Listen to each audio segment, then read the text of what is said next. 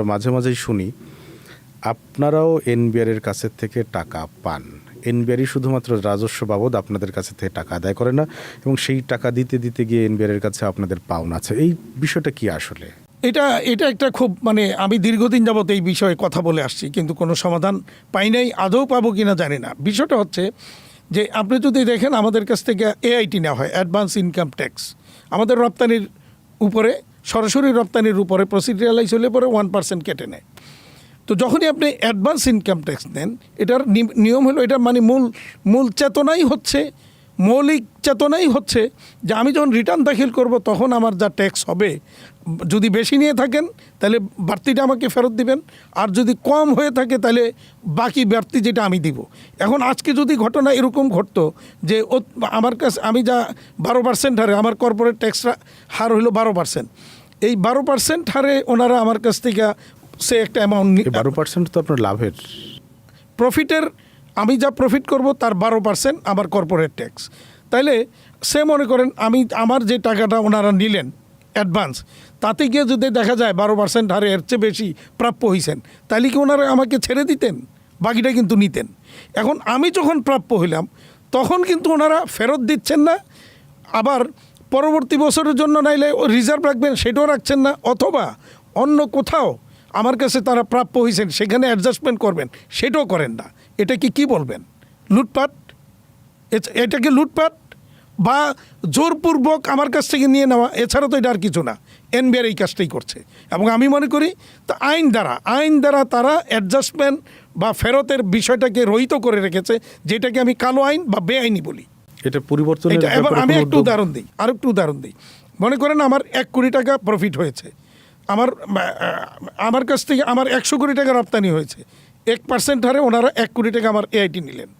বছর শেষে আমি যখন রিটার্ন দাখিল করলাম, মনে করেন আমার 1 কোটি টাকা প্রফিট হয়েছে, তাহলে পাবে কত? 12 লাখ টাকা। কিন্তু উনি 1 কোটি টাকা নিয়ে রাখছেন। এই 1 কোটি টাকা উনি কিন্তু বাকি যে 88 লাখ টাকা নিলেন, এইটা উনি আমাকে ফেরতও দিচ্ছেন না।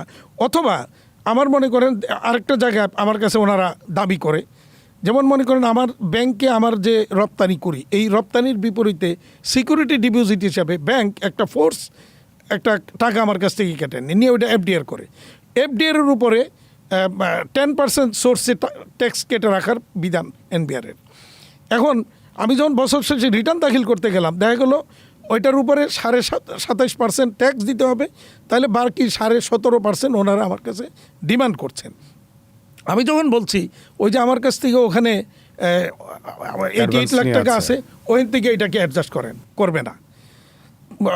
আপনার লিমিটেড কোম্পানি ছাড়া প্রোপ্রাইটারশিপ কনসার্ন যদি হয় এবং সেই প্রতিষ্ঠানের যদি মূলধন যদি 20 কোটি টাকার উপর হয়, তাহলে 30% সারচার্জ আছে। তাইলে 1 কোটি টাকার উপরে আরও 30 লাখ টাকা সারচার্জ হইলো, সেইটাকেও আমাকে জমা দিতে হবে। আমি যদি বলি ওই যে 88 লাখের থেকে ওখানে অ্যাডজাস্ট করেন, সেটাও করবে না। তাহলে এগুলিকে কি বলবেন আপনি? জুলুম, অন্যায়, অত্যাচার, অবিচার। একদম যদি স্পেসিফিকভাবে জানতে চাই, একদম স্পেসিফিক্যালি আপনার প্রতিষ্ঠান এনবিআর এর কাছ থেকে কেমন এই বাবদ কোনো টাকা? এরকম বহু টাকা পাই। কারণ যেই টাকাগুলি বিগত বছরগুলিতে আমার কাছ থেকে এবং আমাদের কাছ থেকে, আমাদের সেক্টর থেকে নিয়েছে, এই টাকা কোনোটা কিন্তু তারা ফেরত দেয় নাই, অ্যাডজাস্ট করে নাই, বা পরের বছরের জন্য কখনো আপনাদের দাবি তারা কি বলে? আপনারা যখন দাবি করেন না, ওনারা বলে যে এইটা আইন দ্বারা রহিত করা আছে, এটা ফেরত পাওয়া যাবে না। আচ্ছা, এখানে আরেকটু টাকা কি কাজে? আচ্ছা, আরেকটু জিনিস বলি। তাহলে এখন কি করে, যখন ফেরত পাওয়া যাচ্ছে না, তখন আমার যে ইনকাম ট্যাক্স লয়ার, তিনি যখন ফাইলটা রেডি করতেছেন, তখন এই টাকাটাকে যেই টাকাটা নিয়ে গেল ট্যাক্স বাবদ, এইটার তাহলে কত প্রফিট হওয়া লাগে, এরকম একটা ফিগার, ফেক একটা ফিগার তৈরি করে।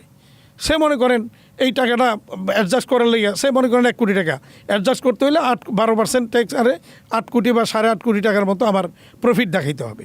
এরা ফাইলটা তৈরি করে ওরকমভাবেই যে আমার 8.5 কোটি টাকা প্রফিট হয়েছে। বাস্তবে কিন্তু তা না। এবং একটা ফেক একটা যে এই যে ফিগার প্রফিটের বানানো হচ্ছে, এটা নিয়েও আমি প্রশ্ন তুলেছি। আমি এনবিআর বলেছি যে 2 দিন পরে যদি আপনারা বলেন যে আপনার ফাইলে তো এত কোটি টাকা প্রফিট আছে, এইটা কোথায়? আপনার ব্যাংকেও নাই, আপনার কোথাও ইনভেস্টমেন্টও যায় না, তাহলে এইটা কি করছেন?